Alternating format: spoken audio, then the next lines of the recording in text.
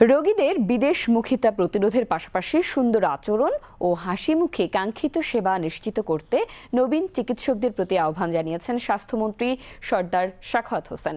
আজ বাংলাদেশ মেডিকেল বিশ্ববিদ্যালয়ে নবাগত রেসিডেন্ট চিকিৎসকদের ইন্ডাকশন অনুষ্ঠানে তিনি এই আহ্বান জানান। অনুষ্ঠানে বিভিন্ন অনুষদের ১,৩০৬ জন নবীন রেসিডেন্ট চিকিৎসক অংশ নেন। রিপোর্ট শরীফুল ইসলামের। উচ্চতর ডিগ্রি অর্জনের লক্ষ্যে ২০২৬ শিক্ষাবর্ষে ভর্তি হওয়া নবাগত রেসিডেন্ট চিকিৎসকদের শপথ অনুষ্ঠানের আয়োজন করে বাংলাদেশ মেডিকেল বিশ্ববিদ্যালয়। অনুষ্ঠানে বিভিন্ন অনুষদের ১,৩০৬ জন রেসিডেন্ট চিকিৎসক অংশ নেন। বিশ্ববিদ্যালয়ের শহীদ আবু সাইদ মিলনায়তনে আয়োজিত এই অনুষ্ঠানে প্রধান অতিথির বক্তব্যে স্বাস্থ্যমন্ত্রী সর্দার সাখাওয়াত হোসেন বলেন, রোগীদের বিদেশমুখিতা প্রতিরোধের পাশাপাশি দেশেই নাগরিকদের উন্নত চিকিৎসা সুবিধা নিশ্চিত করতে হবে।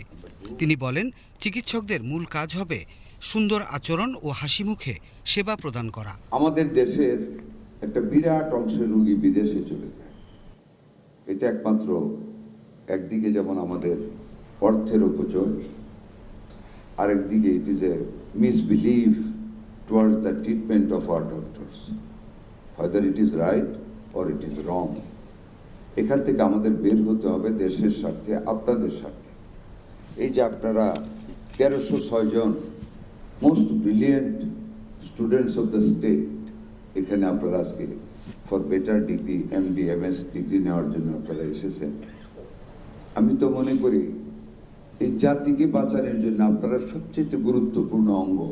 অনুষ্ঠানে বিশেষ অতিথির বক্তব্যে স্বাস্থ্য প্রতিমন্ত্রী ডাক্তার M.A. মুহিত বলেন, চিকিৎসকদের সকল সমস্যা ও সম্ভাবনাকে গুরুত্ব দেবে বর্তমান সরকার।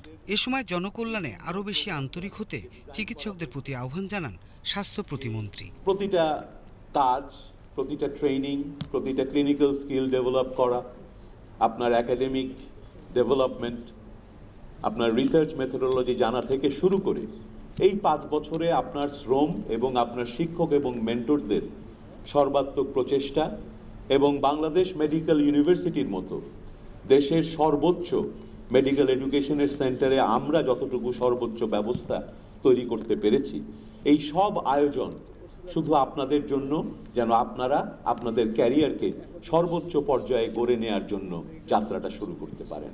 বিশ্ববিদ্যালয়ের উপাচার্য অধ্যাপক ডাক্তার শাহিনুল আলমের সভাপতিত্বে অনুষ্ঠানে ডক্টরস অ্যাসোসিয়েশন অব বাংলাদেশের সভাপতি অধ্যাপক ডাক্তার হারুন আল রশিদ, মহাসচিব ডাক্তার জহিরুদ্দিন শাকিল সহ বিশেষজ্ঞ চিকিৎসকগণ বক্তব্য রাখেন। Shariful Islam, BTV news, Dhaka.